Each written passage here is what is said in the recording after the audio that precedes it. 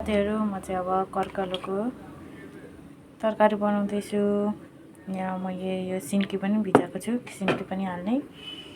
यहाँ छ उसिनेर अघि रेडी भएको छ। यसमा चाहिँ कर्कलो भइहाल्यो अनि भेन्डी आलु हालेको छु। अनि यहाँ तेल बसाएको छु। यो तेल चाहिँ अघि माछा फ्राई गरेर यस्तो भएको हो। अब म यसैमा काटेको प्याज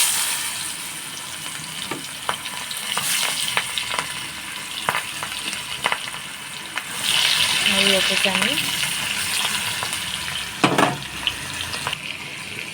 साग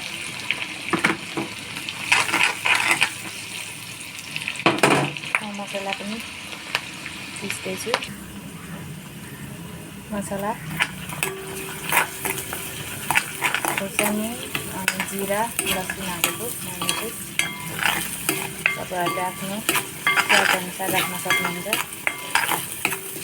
मसला एकछिन पाक्न दिन्छु म। अब म टमाटर हाल्दैछु। अब टमाटर हालेर एकछिन गल्न दिन्छु। टमाटर पाकिसक्यो। अब सिन्कीको पालो एकछिन चलाउनु।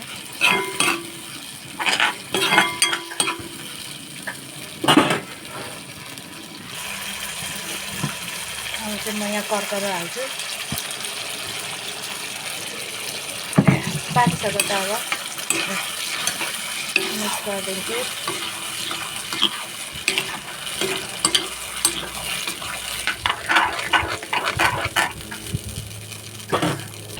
मैले यहाँ नुन पनि हालिसकेको छु।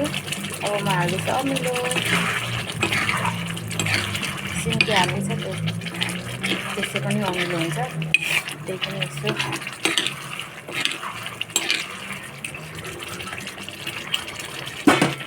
कर्कलो र आलु सिन्की।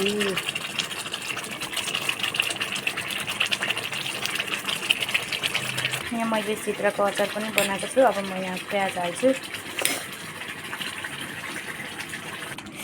यो चाहिँ पाकिसक्यो, रेडी भइसक्यो खानालाई।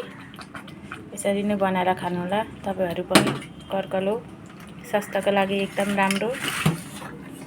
चाहिँ अचार सिद्रा माछाको चाहिँ खाना कर्कलोको तरकारी अचार खाना भइहाल्यो। ल म चाहिँ अब खानातिर लागेँ ल।